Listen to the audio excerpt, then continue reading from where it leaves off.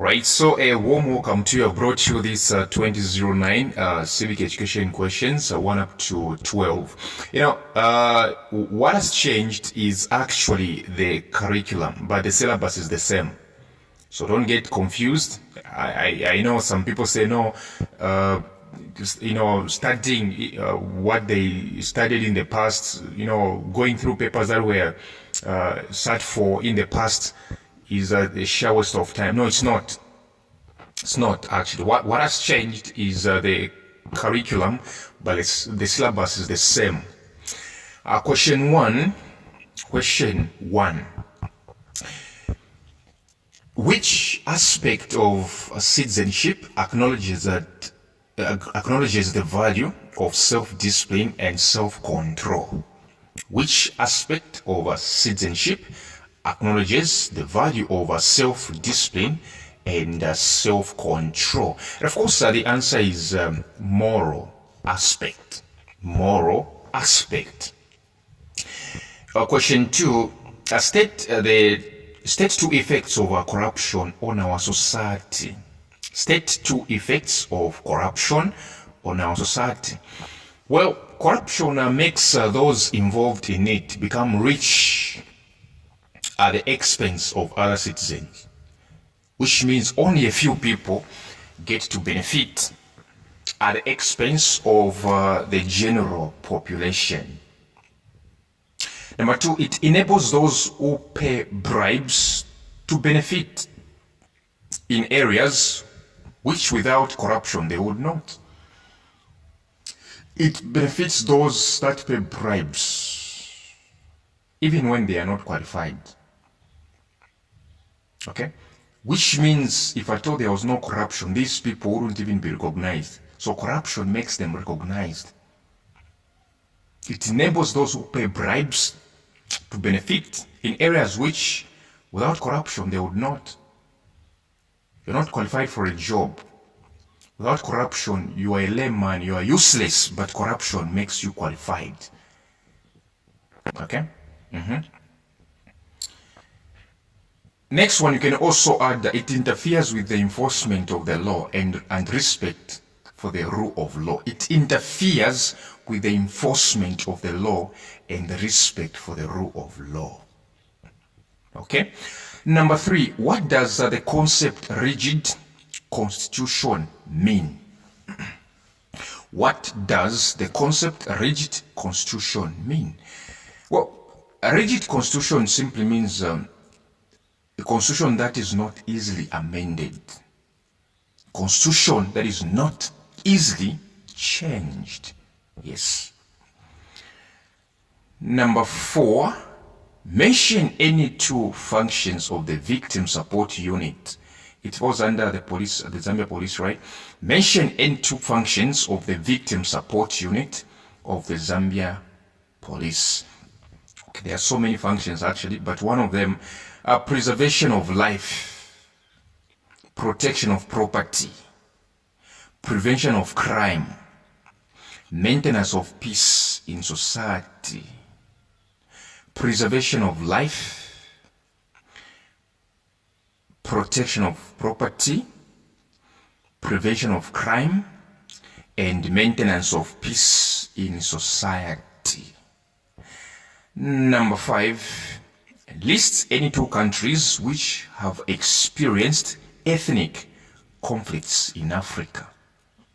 You come from our substitutions, we discuss what is an ethnic conflict and the stuff. So the countries that were involved in ethnic conflicts, among them we have Ethiopia, Rwanda, Mali, a lot, just to mention a few. Number six, massive foreign immigration increases resentment by the host people, and in most cases, such a situation leads to serious violence against the foreigners. Massive foreign immigration increases resentment by the host people, and in most cases, such a situation leads to a serious violence against the foreigners. Like what used to happen in South Africa, all right?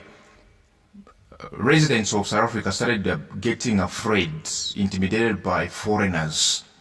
you have foreigners in your country and you begin to feel they're going to take over your country because they're dominating. Okay, they're doing business much better than you, the owners of the country. Like what used to happen in the land of Egypt in the Bible. Egyptians began to feel threatened, frightened because of the Israelites. Okay, so this type of violence is called what? It's called xenophobia. You remember what used to happen in South Africa, right? Xenophobia or xenophobic conflict or xenophobic violence. Yes.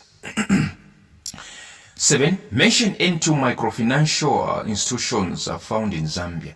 Microfinancial institutions found in Zambia. Well, among them we have a Bayport. Yeah, it's called Bayport. The second one we can also include FINCA, which is a Foundation for International Community Assistance.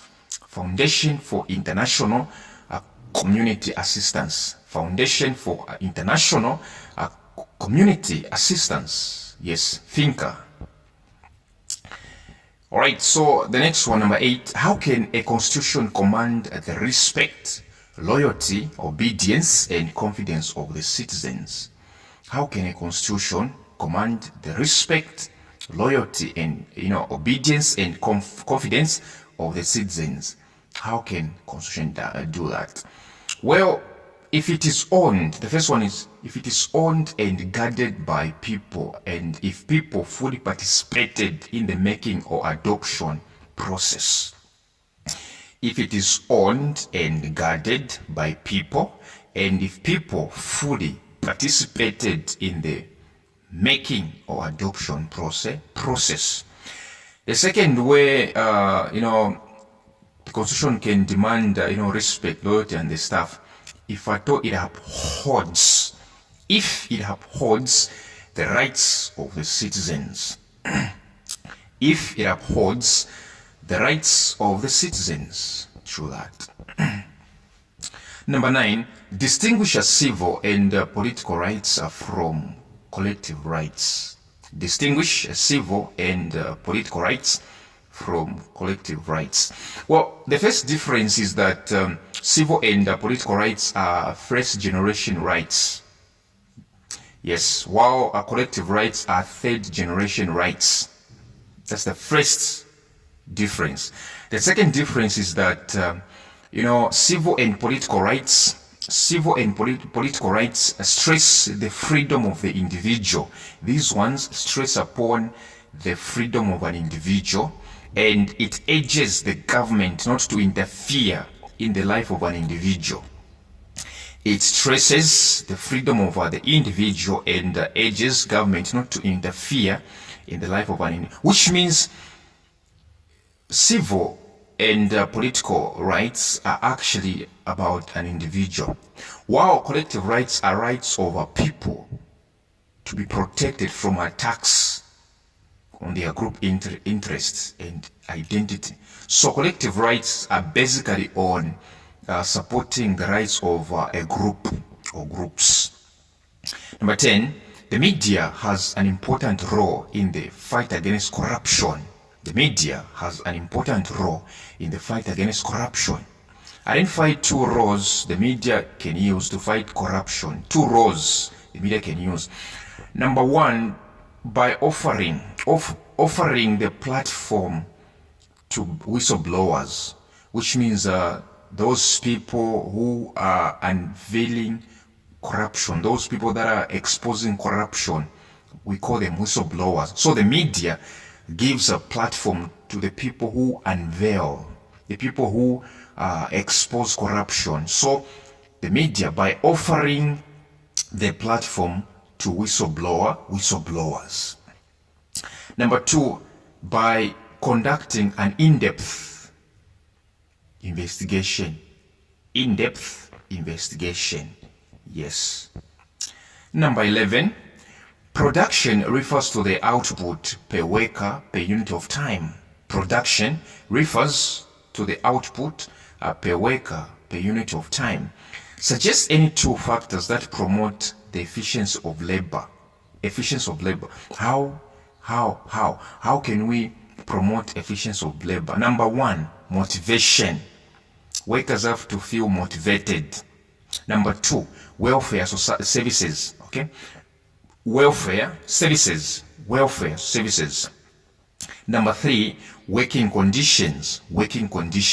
Number four, education and training. Education and what?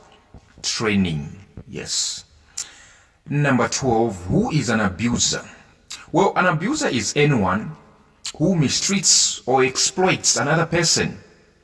If at all you mistreat or exploit another person, okay, often through manipulation, coercion, or violence, then you are an abuser. An abuser is an individual who mistreats or exploits another person, often through manipulation, coercion, or violence. Come for more substitutions.